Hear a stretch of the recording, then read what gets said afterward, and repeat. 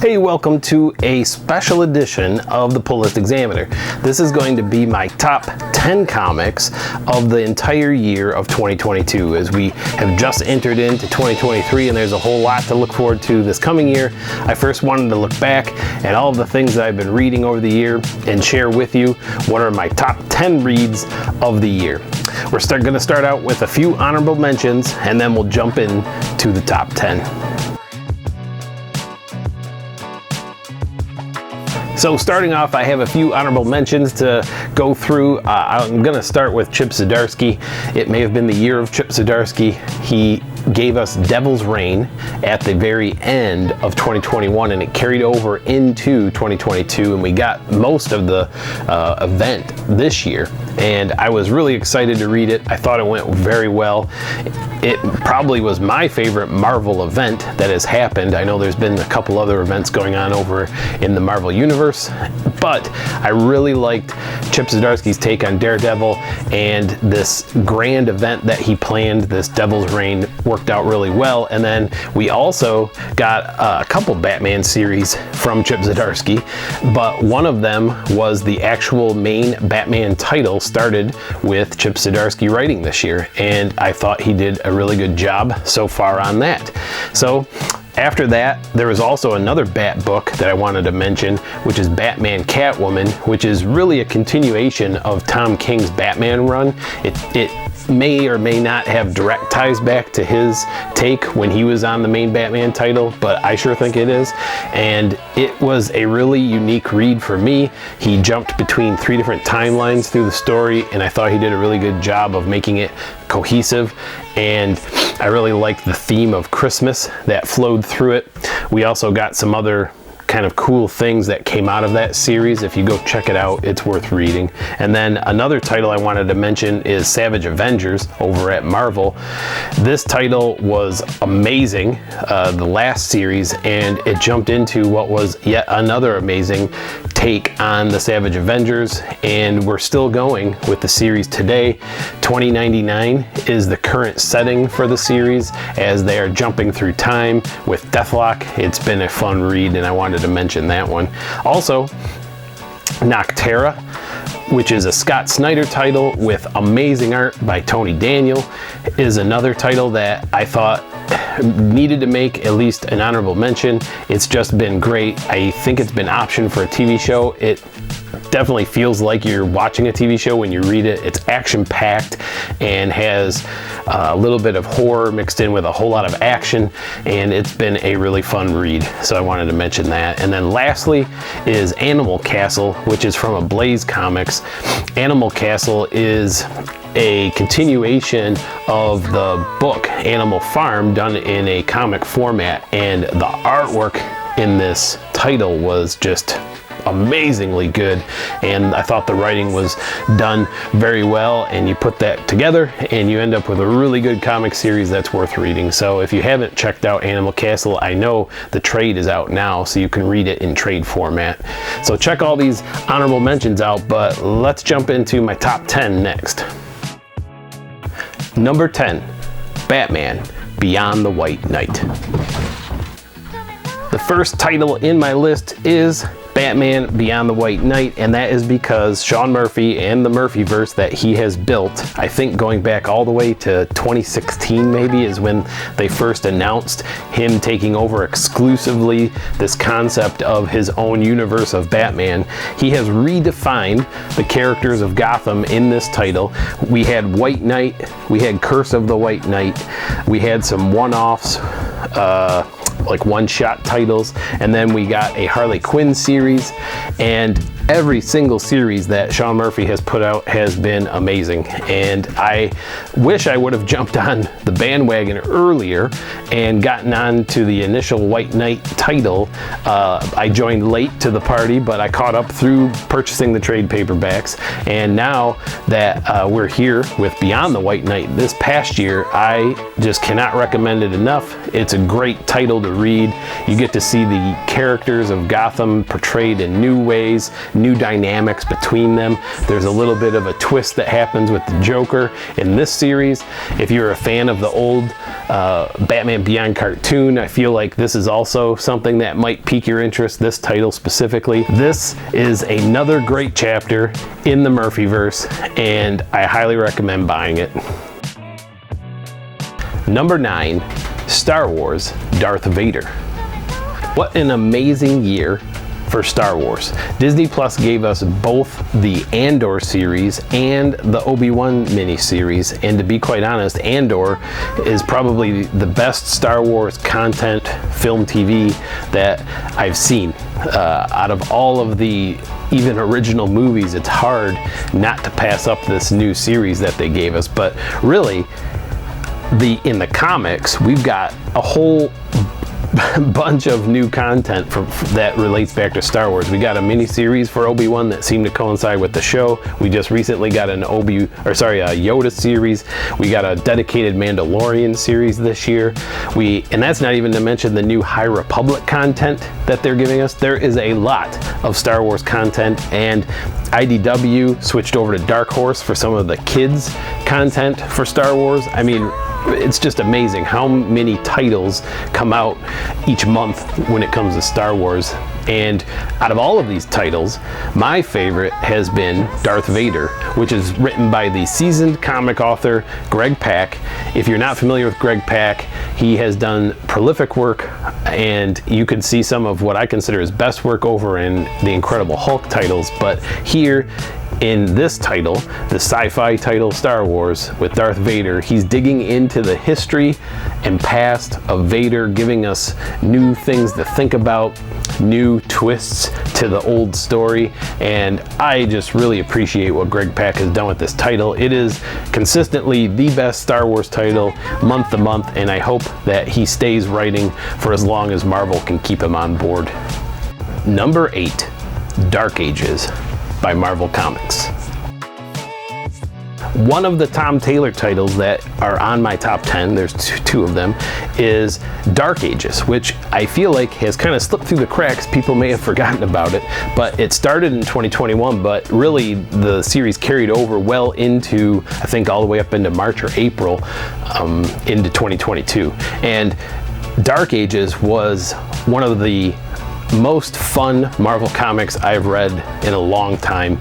They gave Tom Taylor the full gambit of availability of characters. He tapped into X-Men, he tapped into superheroes like Fantastic Four and Captain America, Iron Man. I mean, there's just a slew of Marvel characters in this title. Some of my favorite scenes actually are when Deadpool is driving the bus across the continent, but really the kind of base plot of the story is that there was this phenomenon event that happened inside of planet Earth that caused a massive electromagnetic pulse, EMP, that knocked out electricity and even made it so electricity could no longer be generated. So the planet Earth is left in the dark, thus the title. And we end up seeing the superheroes help the people who are left after society kind of crumbled and pick up the pieces. And then onto the scene comes a big bad guy. I think by this time we can at least mention, with not too much spoilers going on, that it's Apocalypse, and Apocalypse has this grandiose idea of taking over. You know, the bad guys always have to be in control and have ultimate power. But really, Tom Taylor did a great job with connecting all the dots between the characters and giving us a really fun, great read, and it is worth picking up if you haven't read it. Number 7, Nightwing by DC Comics. If you've watched my previous episodes of the Pull List Examiner, you know that this second Tom Taylor title on my top 10 list is one of the titles that frequently appears on my show because, in my opinion, Nightwing is the most consistently well-written title over at DC Comics, and one of the best in the plethora of Bat titles. one of, if not the best Bat title, even stacked up against the main Batman or Detective Comics titles. And Tom Taylor, combined with this awesome vintage modern style that Bruno Redondo seems to bring to the artwork, has just been fun to read. It's a great title. If you haven't picked up Nightwing, I know it's in trade now, so you can go back and pick it up that way.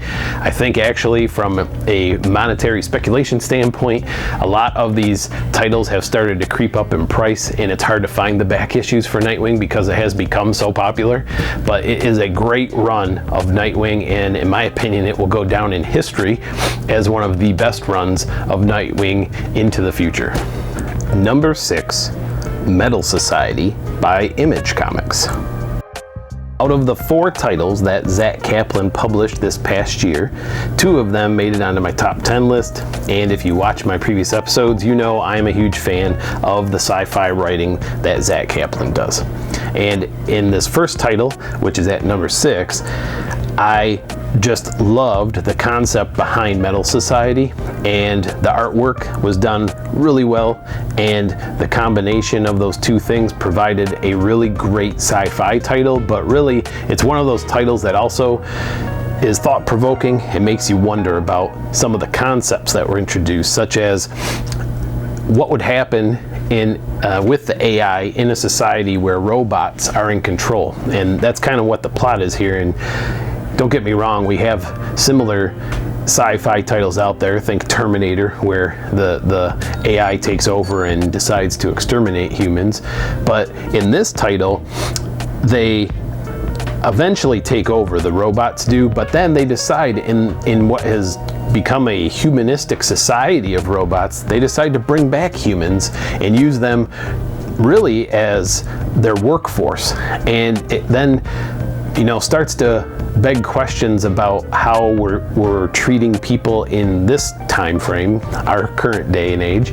And it also makes us think about how AI would work or operate in this kind of environment. So I thought there was definitely some thought-provoking aspects to it, but really what ends up happening is this turns into an MMA fight where humans are literally fighting for their rights in this society. And it's a really interesting take of robots versus humans in the future, and I thought it was well written, well done with the artwork, and that's why it made it into my top 10. Number 5, Rogues by DC Comics. Joshua Williamson was busy this year over at DC Comics. He started out writing the Deathstroke Incorporated, which eventually branched into the entire Dark Crisis event that ran through DC Comics. And in the meantime, we got on the side this Black Label series called Rogues.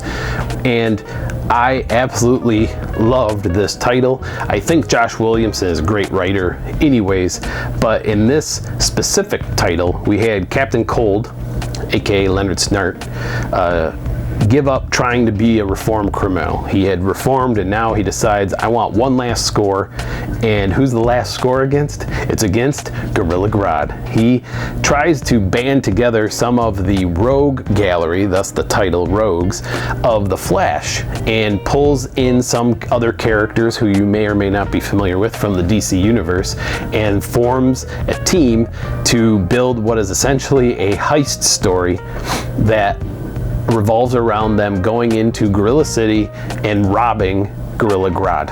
And it has some really good twists and turns. The writing is done well. It's in that prestige format, which I really love. I feel like for an extra couple bucks to get that magazine style format is actually beneficial, even though it doesn't kind of gel with the rest of the standard comic sizes and whatnot. But I really like it. And the Italian artist Leo Max, who does the artwork on this title, is also very unique, and I really like the way it was done, and it really results in what I think is a fun, worthwhile read. Number 4, Dual Power Bomb by Image Comics. I first found out about Daniel Warren Johnson from reading Wonder Woman Dead Earth. There was a recommendation to pick up the title because it was good. I read it and I didn't really connect the dots with Danny Warren Johnson on art and some of the other work he's done. And then someone recommended the Beta Ray Bill series that he did. And after I read that, I now am following him and trying to find anything that he's done. And with that said, I am currently picking up Extremity in trade paperback and looking to pick up Murderer Falcon next, which is another title he did. And this past year in 2022, he also worked on the title over at DC called Jurassic League, another fun read about dinosaurs as the Justice League, but that's a whole nother story. Back to Do a Power Bomb. This story was one of the best stories of the entire year. I can't say enough about how well it was done, and his artwork style, that dynamic, full of energy style that he uses, is just perfectly paired with the Japanese pro wrestling that influenced this entire series. I would highly recommend checking out some of his explanation, whether it's in the back of the comics or online, where he explains where these ideas for this title came from. And you'll see a story of loss, a story about a father and daughter reconnecting, and all of it is set with the backdrop of an intergalactic wrestling match that's based on Japanese pro wrestling. It's like you can't make that up, but truly it ended up becoming one of the best stories of 2022 in my opinion. Number 3, 8 Billion Genies by Image Comics. What would you wish for if you had only one wish? I think many people have thought about this over time, but Charles Soule took that concept and turned it into what is one of the most fun stories of the entire year. The series has not wrapped up yet, so we're going into 2023 with I think at least 1 or 2 more issues left in the run. But this title ended up being one of my top 3 favorite of the entire year, and it is real because when you start to think about what happens in the series, and I don't want to give too much away for those who haven't read it, it really does make sense that people make dumb decisions when they make wishes, they make devastating decisions when they make wishes, and sometimes they make really good choices. But really, I think this title is just great because it makes you think, it's thought-provoking, and I am anxious to see how they're going to conclude it. Additionally, this book had speculation up front because it was optioned by Amazon Studios, so we're going to see at least a TV show or movie made out of this, but I think there's even rumors that they may create an entire universe. If you think about how many storylines you could spawn off of this title and say, who wished for what? Why did they wish for that? What were the ramifications of them wishing that way? It does create almost an entire world of opportunities for more titles to be tied into this. It is a really good idea that Charles Soule came up with, and again, I just can't recommend this title enough because it's just been such a fun read. Number 2, Mindset by Vault Comics. And here is the next Zach Kaplan title on my top 10 list. Coming in at number 2, we've got Mindset, which is an amazing, again, thought-provoking story, similar to his work he did on Metal Society. This title really stops and makes you think. For example, it makes you think about the morality around mind control, which is a lot of what's entailed in this story, but also just the generic or general overuse of social media by our generation. That comes into play here, and the idea of being controlled by media in general is tying into some of the underlying plot as well. So it's another thing that if you go back and read the story over, you can continue to pick out and draw more concepts and ideas around this idea of mind control that's wrapped into the plot. But honestly, what really sets this title apart is the fact that we get John Pearson doing the artwork, and I didn't know who John Pearson was until this title, but now that I know who he is, he's the 2021 Eisner Award winner for interior art done with paint and digital media, and the artwork is dark, gritty, psychedelic, And to say the least, it ties perfectly with Kaplan's concepts around this mind control, mind altering program that is the core of the plot for the whole story. It is number 2 on my list because, no pun intended, it is a mind-blowing story with mind-blowing artwork. Number 1, The Fourth Man by AWA Comics. Each of the first 4 months of 2022 gave us another issue of this title called The Fourth Man. This comic literally transports you into an early 1990s crime drama action film, and I have to say that if 90s film genre is up your alley, and if you like the idea of like a true crime drama, you have to buy this title. It really is my number 1 for the year, and it was so well written with twists and turns that I just can't say enough about how you should go out and pick up this title.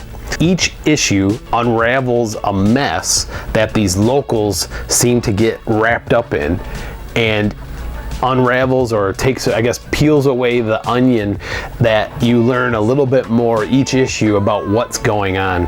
And eventually this leads up to the finale issue and the ending that you may or may not like, but it's still something that makes you think, hey, this would have made an awesome movie in the 1990s. Whether or not they could still make it today, maybe they'd have to probably bring in some new actors. And speaking of actors, that's one of the other things I have to mention about this title is, if you're not familiar with AWA, one of their main artists over there is Mike Deodato, and Mike Deodato draws a lot of the characters in this story using likenesses from that time era. So you are, like I said, you're literally transported into the 90s. Harvey Keitel, Paul Giamatti, they're in this comic, and it's amazing to see how he incorporates this art style of what is like film on paper,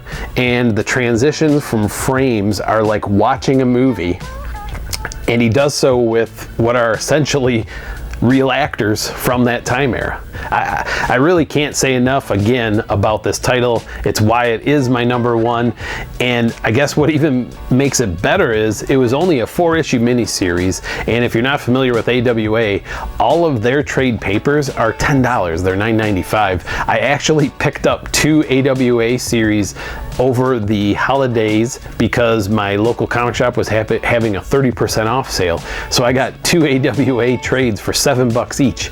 So if you can, go to your LCS, see if you can find this trade for The Fourth Man, and if not, dig in the back issue bins and see if you can find the 4 issues that make up what I consider to be the best story of 2022. Well, if you stuck around with me for this long, thank you.